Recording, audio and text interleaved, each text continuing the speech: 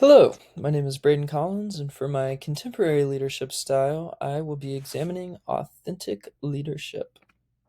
So, what are authentic leaders? Authentic leaders are self aware, they understand themselves, they are open to new ideas and conversations with others. They're transparent in their decisions and they don't withhold or manipulate information. They're creative in thinking of new solutions to problems.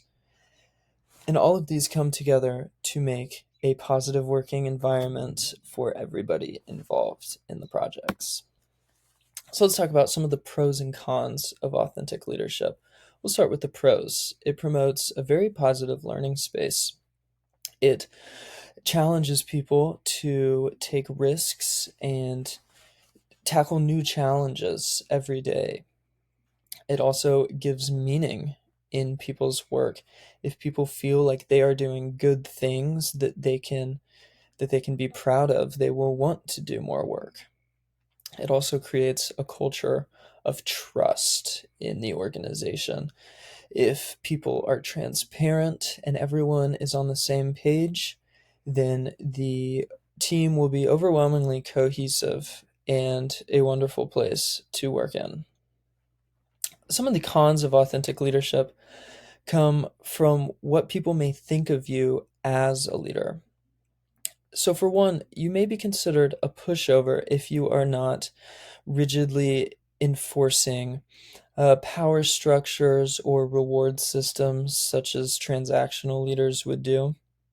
If you are not giving discipline or being an enforcer of the rules, people may not see you as a commanding leader, but just a empowerment figure. So you may get labeled as a pushover and one that people are not afraid to offend. Another thing that people may think is that you are weak and incompetent.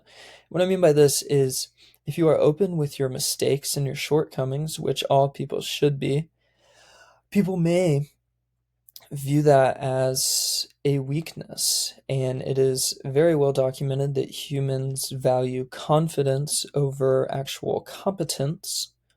And this could be misinterpreted in authentic leadership styles. Another thing that could happen is the personality types of some of your team just don't blend with yours.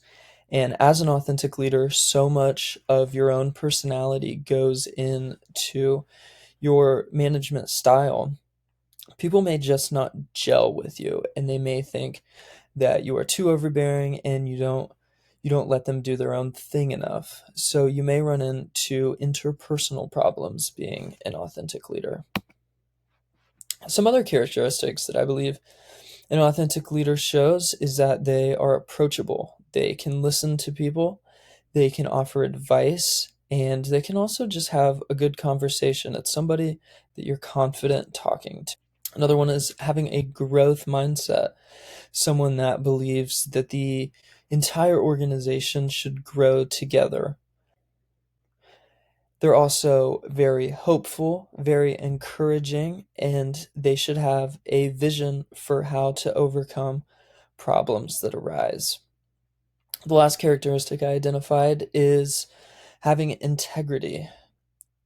Authentic leaders should act on a set of moral principles and should not be only company forward minded. They should not put people in situations where they feel uncomfortable or where they have to make very tough personal decisions of whether they can work or not. Authentic leaders should encourage people to trust themselves. So let's look at some real world examples of authentic leaders. The first one that I found was Steve Jobs.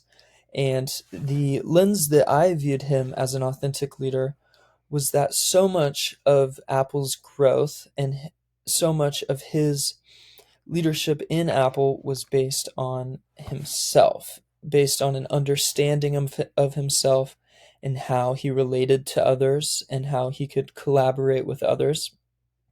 And that made him be able to form a very unique team at Apple that made great strides in the technological sphere that they were in.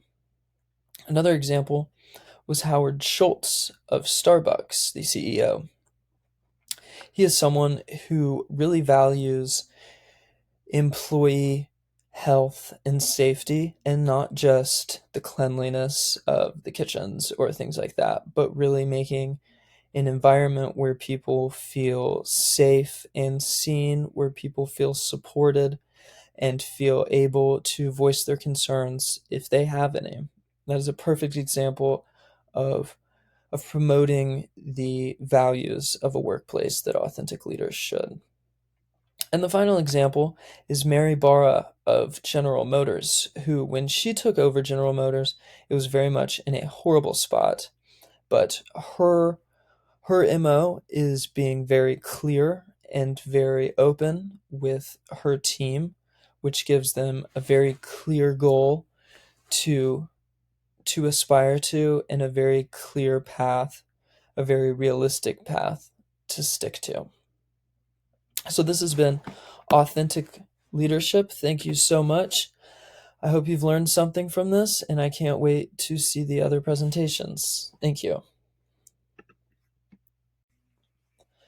And finally, here is my works cited, a little bit of my extensive list of resources used. Most of my articles that I were looking at was how authentic leadership makes a difference in different industries and to different types of workers. So thank you so much.